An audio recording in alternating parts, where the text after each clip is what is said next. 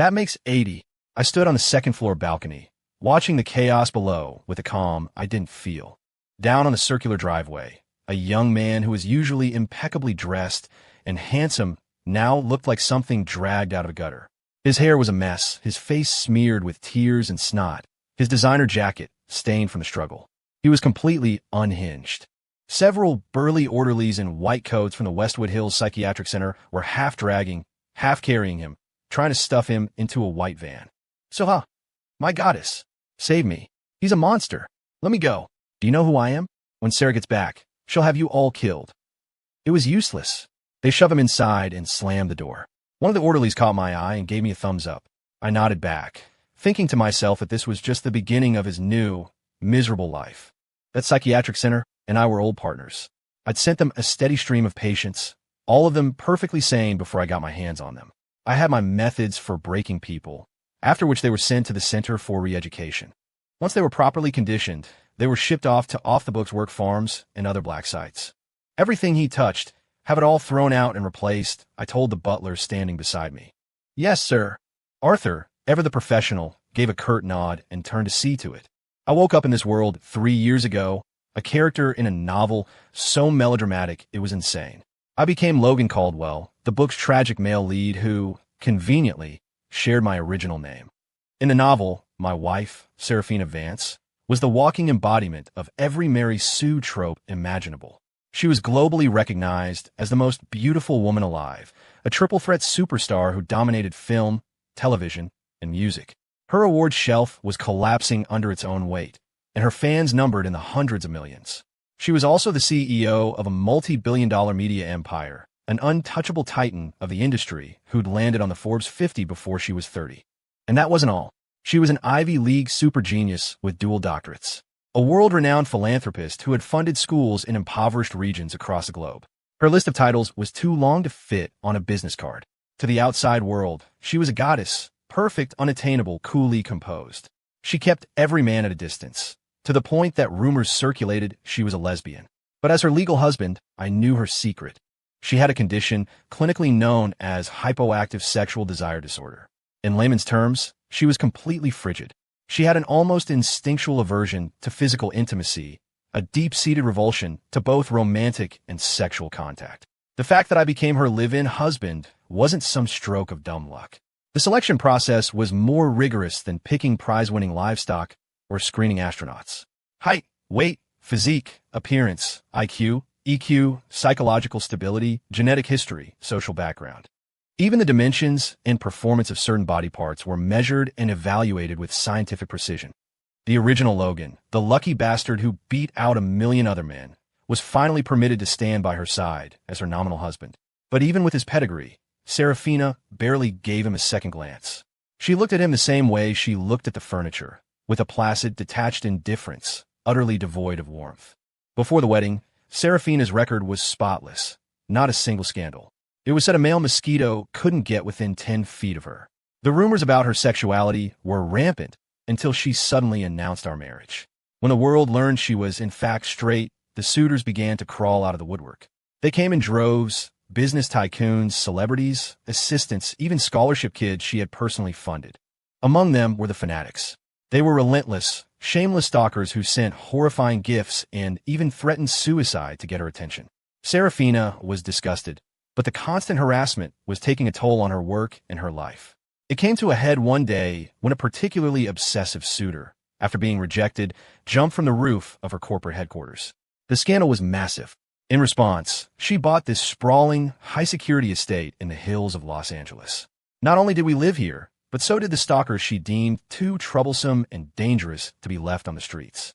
They were brought here, placed under a kind of house arrest, and I was put in charge of their daily lives. At first, these fanatics were content. They had lost their freedom, but they could occasionally catch a glimpse of their goddess. It was a trade-off they accepted. But as time went on, and they made no progress with her, they grew restless and agitated. In the original story, the protagonist, that gentle, sweet, and frankly pathetic version of me, was trapped in this bizarre and hostile environment. Consumed by jealousy, the other men saw him as the ultimate obstacle. They banded together, subjected him to endless humiliation and torture, and then brutally murdered him. But now I was here. I knew the entire plot, every twist and turn. And I was vindictive, utterly ruthless, and had no intention of letting that story play out again. For the past 3 years, I hadn't tried to reason with these men like the original Logan did. I wasn't naive enough to think that turning the other cheek would bring peace. If I didn't want to die, they had to. Having been dropped into this world, I was determined to claim it all. The breathtakingly beautiful woman and the obscene fortune that came with her. Both of them would be mine. 80 down, this was just the beginning. As far as I knew, the real challenge hadn't even shown up yet. Serafina got home late. A faint trace of exhaustion from work clung to her, but she was still so beautiful it was hard to look away. Even after 3 years, I hadn't gotten used to it. "You're back," I said, my tone casual. I walked over to the wet bar, poured a glass of water, and handed it to her. She took it and drank it all in one go, then glanced around the now spacious living room. "Did you talk some sense into him too? You're getting quite good at this." That was the story I always gave her. I'd counseled them, and they'd agreed to leave her alone. As long as I solved her problem, she didn't care about the methods. She smiled at me, a silent well done. When I first arrived in this world, all I ever got from her was an icy stare and curt, dismissive replies. But slowly, I'm not sure when, maybe after I'd dealt with the 10th stalker, or the 20th, things began to change. She started responding to my greetings. Occasionally, she'd chat with me over dinner about trivial matters from work. Then she started initiating conversations herself and bringing me small gifts. Now, she even allowed me to put my arms around her to engage in small acts of physical affection. Tonight, she seemed to be in a good mood. Her cheeks were flushed, making her look especially tempting. "Have you been drinking?" I asked, taking the empty glass from her. "A get-together with the girls. We had a good time, so I had a little too much," she said, her eyes half-lidded, her gaze unfocused.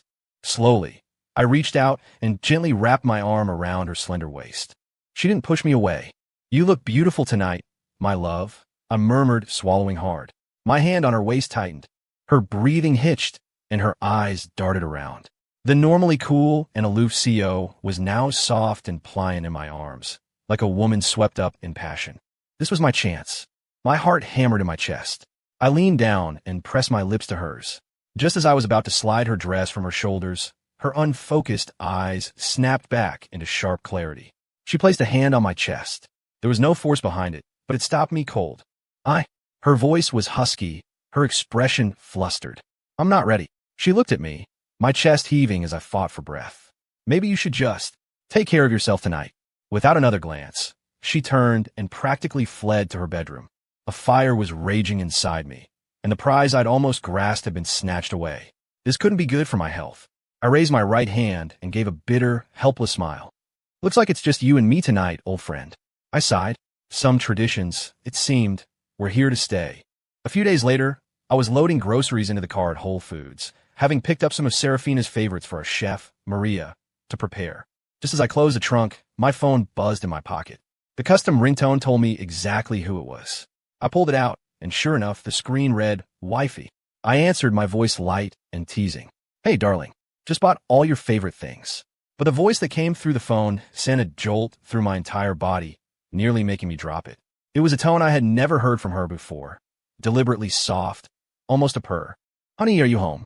Honey? Had health frozen over? Was I hallucinating? She'd started by calling me by my full name, Logan Caldwell. Then she'd graduated to just Logan, which had thrilled me for days. But now, "Honey," I paused, composing myself before replying in a steady voice, still at the store. "On my way back now.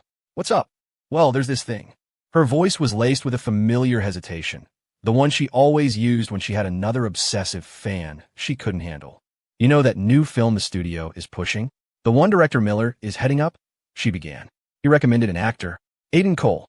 You know who he is, right? Aiden Cole. Of course I fucking knew him.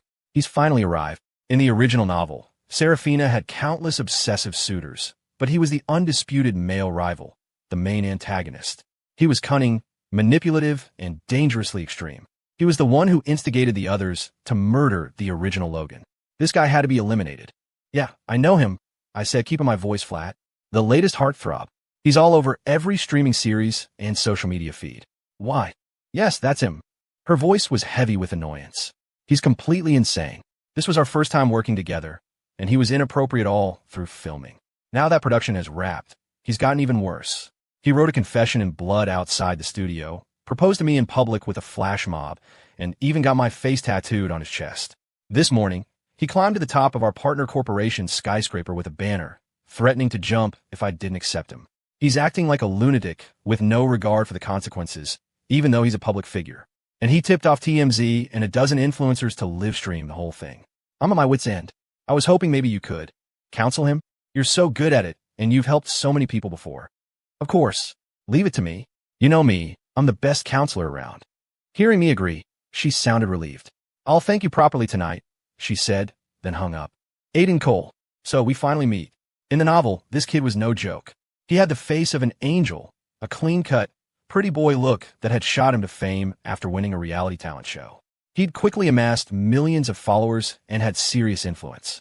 But beneath the surface, he was meticulous, ruthless, and a master at playing the victim, manipulating public opinion, and inciting his fan base. A classic, high-level wolf in sheep's clothing. But in the face of absolute power, all his little tricks were worthless. And my wife, after all, was capital itself. I'd only been home for a short while when a car pulled up outside. The engine was still running when the passenger door was thrown open. A figure jumped out, Aiden Cole himself. He looked smaller and scrawnier than he did on TV or in his Photoshop posters. He was maybe 5'7", with delicate features and pale skin that gave him an almost effeminate look. After hopping out, he immediately scurried over to the driver's side, plastering what he clearly thought was a charming smile on his face, ready to open the door for Serafina. But she had already opened herself. Her expression was the same one she wore for the rest of the world, a permanent, glacial mask that kept everyone at a distance. She didn't even glance at him as she strode toward the front door of the mansion. Aiden's brilliant smile froze on his face, replaced by a flicker of unconcealed disappointment and embarrassment. He recovered quickly, though, putting the smile back on and hurrying to catch up to her, chattering away. Sarah, wait up. Your house is so huge. I'm afraid I'll get lost. Serafina paid him no mind, as if he were nothing more than a ghost at her side. His antics had already left a terrible impression on her. If it weren't for his popularity and her need to maintain her public image, she would have dealt with him herself long ago, which is exactly why she handed the one she couldn't shake to me. Sarah, is this your house? Oh my God, it's gorgeous. It's even more incredible than the mansions on TV. Aiden exclaimed with over-the-top awe as he stepped inside. For a top-tier celebrity, he was laying it on a bit thick. Serafina didn't acknowledge him, acting as if she hadn't heard a word. She gracefully shrugged off her light trench coat, and a waiting maid, Maria, immediately took it from her. She then gave me a slight nod, and I instantly received the unspoken message. I brought him. He's your problem now. Then, without breaking stride, she started up the stairs, intending to lock herself in her study and leave this mess entirely to me. So, Aiden called out, his voice a high-pitched whine that made my teeth ache and sent a wave of goosebumps up my arms. Don't go. I'm a little scared here all by myself, and I don't know my way around. And this is... He seemed to have only just noticed me sitting on the sofa. His eyes finally landed on me, his gaze a calculated mixture of caution and a barely hidden flicker of defiance. My husband, Logan Caldwell, Serafina stated flatly, pausing on the stairs but not turning around. Oh, Aiden drew the word out, his face instantly morphing into a mask of pure innocence, almost worship. So you're Mr. Caldwell. I've heard so much about you. It's a pleasure to finally meet you. You're such a lucky man, getting to marry a woman as brilliant and beautiful as Sarah. The subtext was thick enough to choke on. Those words, lucky man, were dripping with sour envy. Don't get the wrong idea, bro, he added quickly. I only admire Sarah. I'm just here to spend a little time near her. I swear, nothing will happen between us. I glanced up at Serafina on the staircase. She crossed her arms, shuddered visibly, and quickened her pace up the stairs. Slam! The moment the door to her study closed, Aiden's face changed. The harmless, innocent expression vanished, replaced by a look of contempt and provocation. He sauntered toward me like a street punk, squinting as he looked me up and down. Then he let out a sharp, derisive laugh. I thought Serafina's husband would be someone impressive. Turns out you're just a tall, handsome trophy husband living off her money. Let me give you a piece of advice. I fell in love with Sarah the moment I laid eyes on her. It was like being struck by lightning, and I've been obsessed ever since. So do yourself a favor and get the hell out. She brought me to her home. Have you no shame? Still hanging around? Pathetic, just like I remembered from the book. Back then, Reading his lines filled me with a helpless rage, wishing I could reach through the pages and slap him. Well, fate works in mysterious ways. My hand was here now. So, you like that feeling of being struck by lightning, huh? I said with a smile. I wasn't angry. Scum like him wasn't worth my anger. He was only good for relieving it. That's easy enough to arrange. Why don't you go wait in that room over there? I'll be along in a minute to give you exactly the kind of shock you're looking for. Aiden was taken aback by my response. The two-faced bastard had been trying to provoke me, hoping I'd hit him so he could play the victim. He never expected me to be so cooperative. So this is how the husbands of the rich and powerful behave. He must have thought. So civilized. A flicker of satisfaction mixed with disdain crossed his face. He cleared his throat and said in a magnanimous tone, "Well, since you're being so reasonable, I'll talk to Sarah about letting you stay on. After we have kids, you could be their nanny." Ha ha ha. He laughed, a wild, arrogant sound, then clapped me on the shoulder before strutting into the room I'd indicated. I took off my jacket and dropped it on the floor. I'm a bit of a germaphobe, and I never keep anything that's been touched by something so disgusting. I clapped my hands once. 5 of my bodyguards, who had been waiting out of sight, materialized before me. "You all heard him," I said calmly. "The gentleman enjoys the feeling of being electrified. Get your tasers and give him an experience he'll never forget. And remember, don't stop until the batteries are dead." "Yes, sir." They filed into the room. One I'd had specially soundproofed. Although I couldn't hear his screams, I put on some music to set the mood. Britney Spears' Toxic. With a taste of your lips, I'm on a ride. I hummed along for a moment before Serafina emerged from upstairs and walked over to me. She glanced around the empty living room, then looked down, a hint of a blush on her cheeks. "Aiden is quite extreme. I'm a little afraid to be in my room alone. Could you maybe?" "Of course," I said before she could finish. 3 years, and I'd never once been inside her bedroom. I swept her up into my arms and carried her up the stairs, taking them 3 at a time. Her delicate, pale arms wrapped around my neck, and she rested her head against my chest. This was it. It was finally happening. I gently placed her on the bed, then went to take a quick shower. When I came out, I found that Serafina had made a makeshift bed for me on the floor. "What's the meaning of this?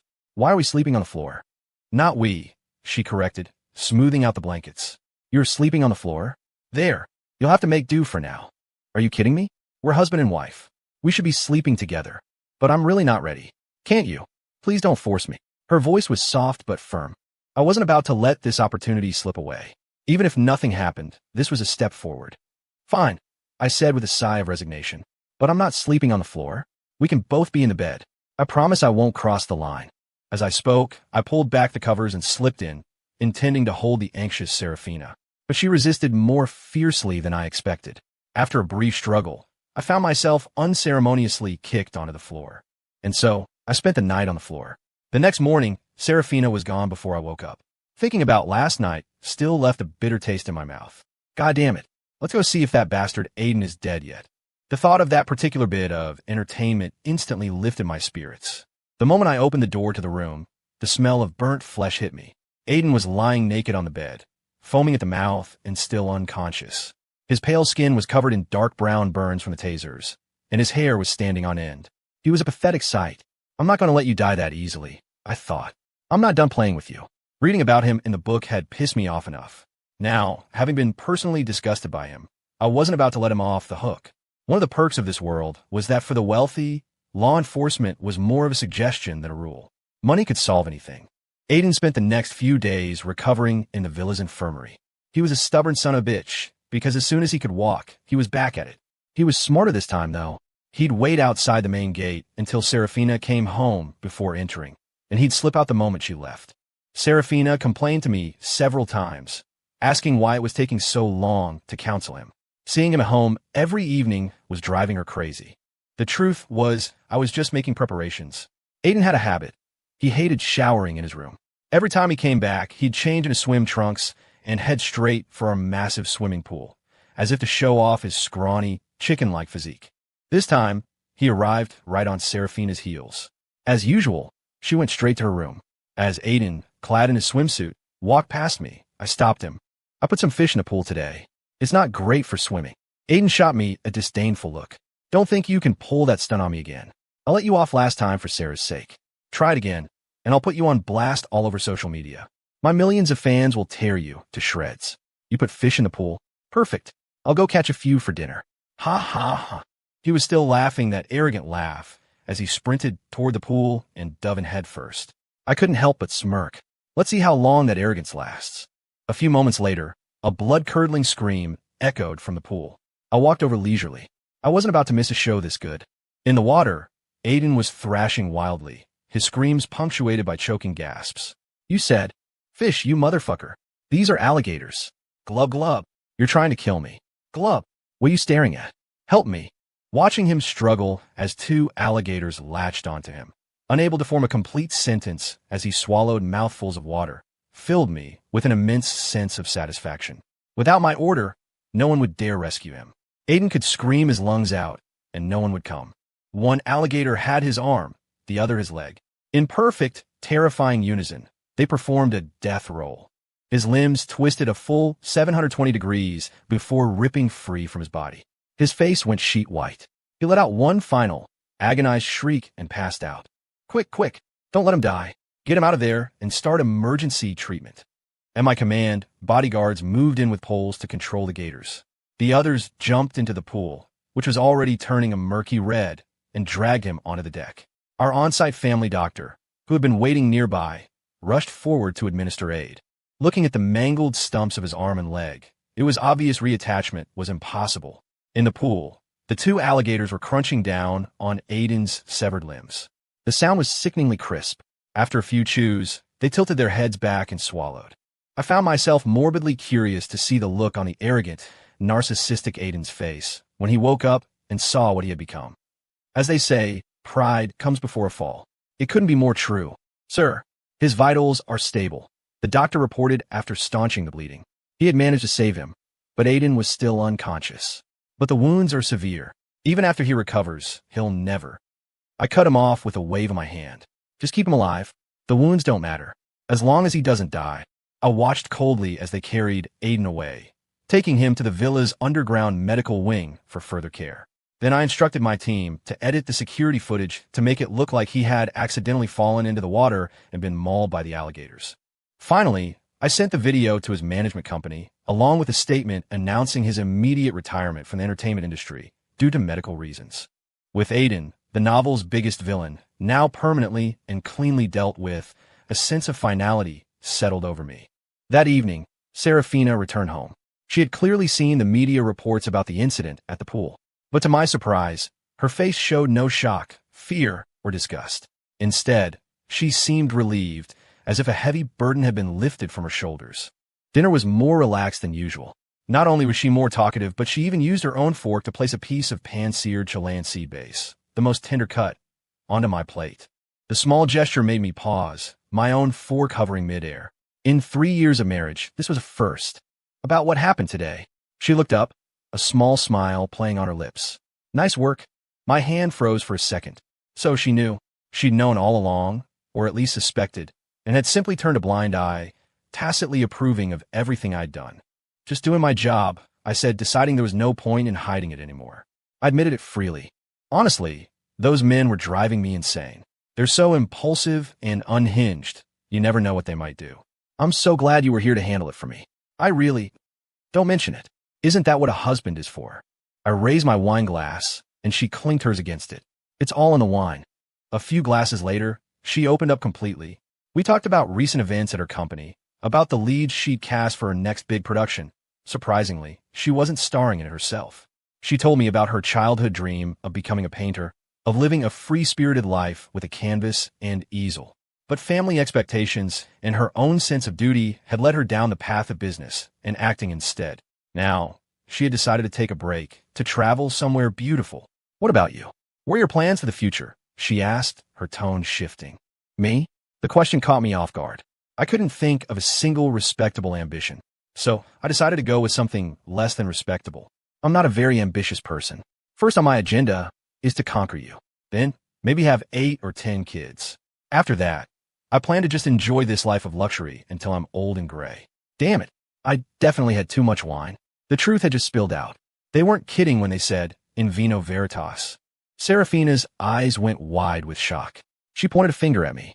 Seeing her expression, I panicked, thinking I had finally crossed a line. A furious Serafina was not something anyone could handle. I was about to backtrack to say it was all a joke. But before I could speak, she lowered her hand. Her expression softened from shock to a shy embarrassment. She looked down, her face blushing like a teenager in love. "Oh, who's going to have 8 or 10 kids with you? You wish. What do you think I am, a pig?" "Ugh." "The most," she started to stammer, her cheeks turning an even deeper shade of crimson. "The most I'll give you is 2. Now, it was my turn to be shocked. 2. I was sure I had misheard. What? Is that not enough? Then go find someone else to have them with," she huffed, pretending to be angry as she turned her head away. This time, I was listening carefully. I hadn't misheard. The Ice Queen had just agreed to have my children. That was it for the wine tonight. It was time to move on to the next item on the agenda. I shot to my feet, but a wave of dizziness washed over me. Damn it, too much wine. If I'd known this would happen, I wouldn't have touched a drop. No, 2 is not too few. 2 is great. Heh, 2 is perfect. I was already pulling her by the hand toward the bedroom. I was too drunk to even try to carry her. "Not tonight," she protested, her words slurring. She was just as drunk as I was. "Tonight, I just want to drink. Another day. I'll give you one another day, okay?" I managed to drag her into the bedroom.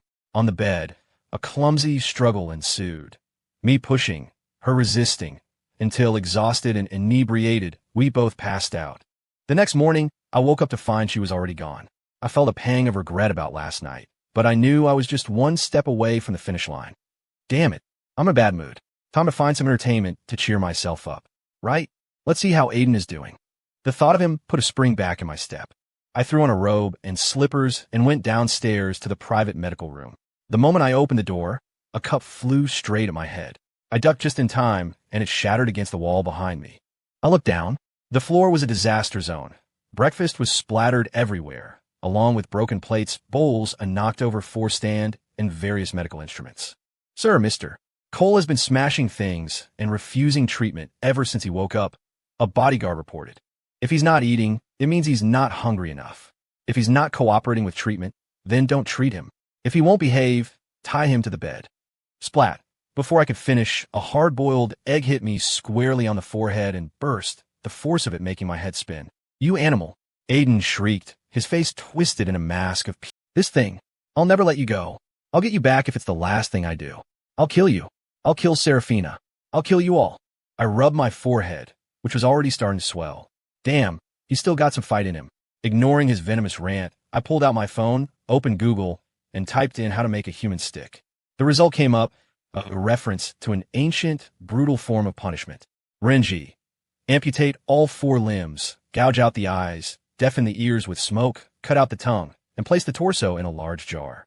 I showed the search result to the bodyguard standing next to me. He understood immediately.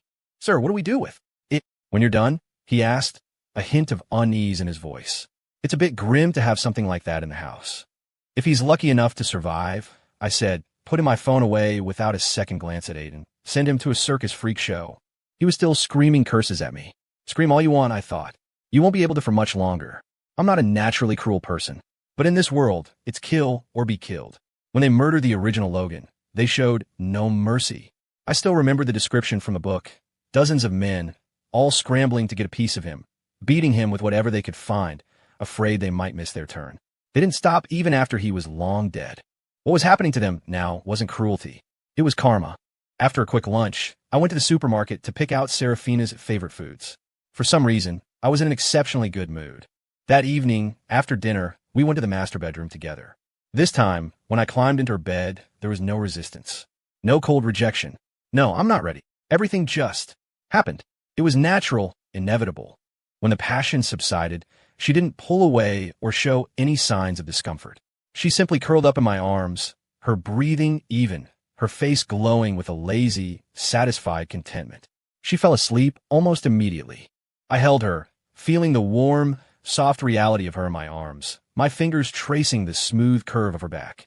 I was filled with a profound sense of accomplishment. But I was also confused. Just the night before, she had pushed me away even when she was drunk. Tonight, she had welcomed me completely. How could she have changed so quickly? Our relationship had been thawing for 3 years. That was true. But to go from allowing a few small gestures of affection to complete physical and emotional surrender, it felt like a step was missing. Her HSDD, the disorder that had plagued her for years, was it just gone? Cured just because I got rid of Aiden? As I lay there, trying to make sense of the sudden progression, a cold, mechanical voice echoed in my mind. Ding!